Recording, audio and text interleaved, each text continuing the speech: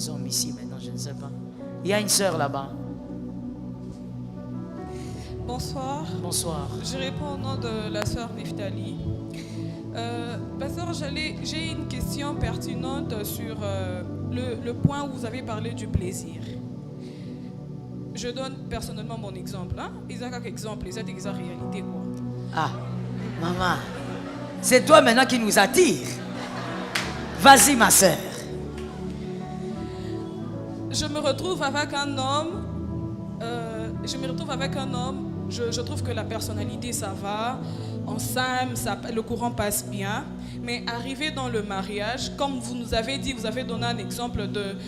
Vous connaissez deux hommes qui sont dans le mariage avec leur femme, mais qui disent qu'ils ne sentent rien de leur femme. C'est-à-dire, sur le plan sexuel, ils ne sont pas satisfaits.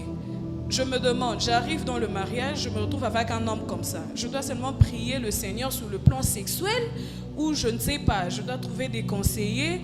Je veux un peu avoir un petit éclaircissement sur ce point. D'accord, c'est une belle question, ma sœur. Je commence d'abord par dire, quand vous vous mariez avec un homme, vous voyez que tout va bien à l'intérieur sexuellement. Il ne vous attire plus, tout ce qu'il fait ne vous fait rien. Même quand il vous touche, ça vous énerve, ça vous rappelle votre plus mauvais souvenir de la vie. Alors, il y a d'abord une chose à vérifier vous-même. Là, vous parlez en tant que femme, n'est-ce pas? D'accord, alors je réponds en tant que femme. Il faut d'abord en tant que femme vérifier quelque chose vous-même. Cet homme qui est en face de vous, est-ce lui le problème ou c'est vous? Parce que vous pouvez vous-même être le problème d'une insatisfaction sexuelle dans le mariage. Comment? De plusieurs manières, mais je donne seulement deux. Première, c'est que vous avez eu des expériences et vous ne vous retrouvez plus. Vous avez eu à vivre avec des hommes qui vous ont fait des choses extraordinaires. Ils vous ont fait monter comme... Pourquoi tu regardes par terre? Ils vous ont fait monter au ciel, ils vous ont fait descendre. Vous avez vu des 2XL, des 3XL. Maintenant, dans le mariage, votre mari est taille L. Pourquoi tu dis taille S? Vous voyez, ma soeur, il y a des cas comme ça où, en fait, cet homme n'est pas un problème. Cet homme, il fait de son mieux pour avoir l'intimité comme lui connaît. Mais toi, tu es trop loin par rapport à lui. Toi, tu as des expériences. Et j'insiste aussi sur ça. On a ri, mais c'est une vérité. Tu as connu des 3XL. Lui, c'est taille S. Mais lui ne sait pas qu'il ne te donne pas du plaisir parce qu'il est taille S. Mais toi, la femme, c'est ton corps. Tu sais que cette taille ici, tu n'es plus accoutumé. Il ne faut pas oublier, le corps de la femme, c'est un muscle. Le muscle, c'est comme quand vous faites le sport. Plus tu fais le muscle fait quoi? Voilà. Donc, quelque part, ça peut être la première raison. Et souvent, j'ai eu des femmes qui sont venues vite me voir. Maman, tu vois, maintenant, vous aimez dire aux gens qu'il ne faut pas avoir de la sexualité avant le mariage. Mais maintenant, moi, je suis insatisfaite. Mon mari ne me satisfait pas. Mais pour certaines femmes, pas toutes, pour certaines femmes, quand on a commencé à analyser, le problème, c'était elle. Elle avait déjà vécu une expérience que son mari n'avait pas. Maintenant, là, la solution, c'est quoi? Tu dois parler avec ton mari. Tu ne vas pas dire à ton mari, toi, tu es S. Tu ne peux pas dire ça quand même à ton mari. Tu vas frustrer cet homme. Il n'y a rien qui frustre les hommes comme parler de ça. Il n'y a rien qui... Comme ils sont là. Ils font semblant. Il n'y a rien qui les dérange comme tu dis à un homme que toi, tu es taille S. Ça va frustrer ton mari. Il va peut-être faire semblant, mais il n'oubliera pas. Ça va endommager votre couple. Comment tu dois parler? Tu dois seulement dire maintenant à ton mari, comme c'est une affaire d'expérience, on peut pallier ça. Même si le corps de l'homme ne suit pas, on peut pallier ça. Tu vas maintenant dire à ton mari, écoute chérie, moi j'aime que tu me touches comme ça. Moi j'aime quand tu fais ça. Moi j'aime. Il faut parler. Et je veux aussi vous le dire. Voilà pourquoi je dis que la question de la sœur était une bonne question. Je veux vous dire une vérité sur 100%. Et là je vous parle en tant que pasteur qui reçoit des couples d'ici et d'ailleurs. Sur 100 couples, il n'y a pas 10% qui causent sexualité. Si c'est beaucoup, c'est 3%. qui cause comme ça sexualité, mari et femme. Il dit, bon, chérie, comment c'était la fois passée? Non, c'était pas bien. Ah, tu n'avais pas réussi. Ah, j'ai pas réussi. Comment? Explique-moi. La plupart des couples là que vous admirez, des fois là, même que vous acclamez, quand vous allez dedans, ils parlent de tout. Ça.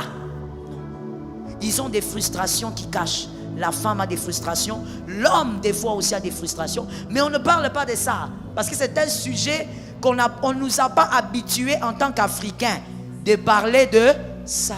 Quand on ne t'a pas habitué quand tu es enfant, ce n'est pas en te mariant que tu vas t'habituer. Donc quand la femme commence à dire à son mari, par exemple, chérie, hier vraiment ce n'était pas bien. Hier vraiment je n'ai rien senti. Hein? Tu crois que moi je suis Jacques?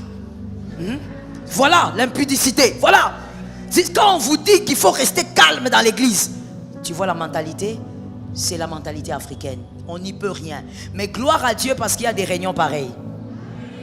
Est-ce qu'on peut acclamer pour les organisateurs? Oui. Parce que j'ai l'habitude de dire, c'est que tu as raté en famille dans l'éducation, rattrape ça à l'église. Donc ma soeur, ça c'est la première chose. Il faut parler avec ton mari. Lui dire simplement, il faut qu'on me touche comme ça peut se réparer. Mais il peut aussi avoir un autre mal. Le mal, c'est quoi? Comme je viens de dire, l'homme, il croit que c'est un don Juan. Il croit qu'il est spécialiste. Donc lui, il croit que quand il touche là, il a tapé fort. Lui-même, il te dit, c'est bien, hein? Tu es contente, hein? Alors qu'il est en train de faire des choses, donc la bouillie. Façon.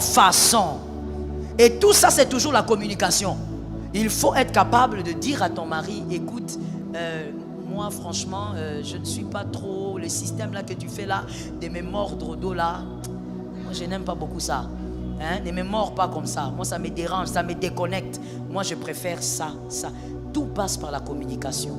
Mais d'abord, vérifie au départ, est-ce que c'est toi ou c'est lui? Parce que ça peut être toi.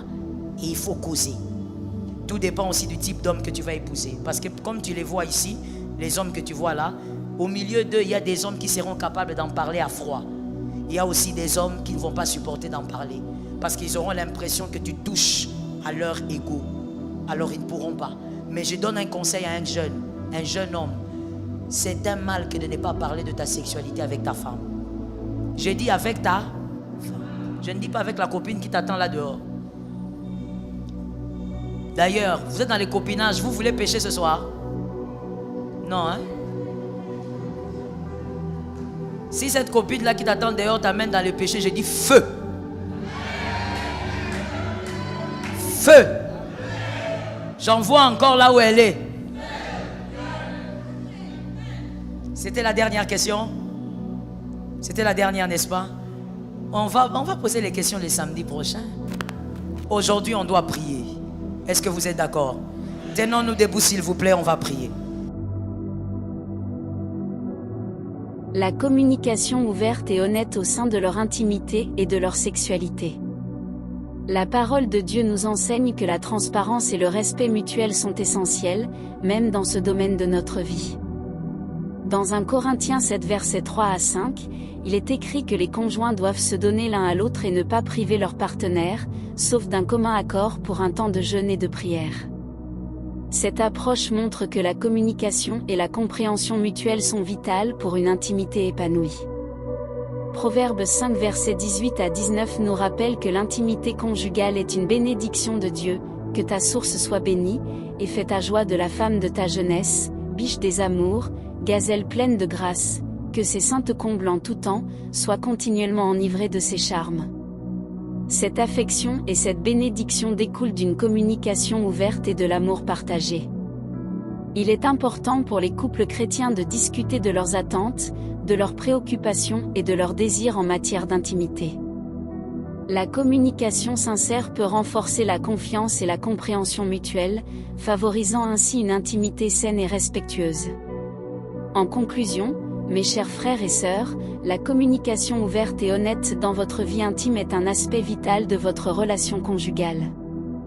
En se basant sur les principes bibliques de l'amour, du respect mutuel et de la compréhension, les couples chrétiens peuvent cultiver une intimité profonde et bénie par Dieu. Puissions-nous suivre ces enseignements et chercher à renforcer notre union à travers une communication aimante et respectueuse. Amen.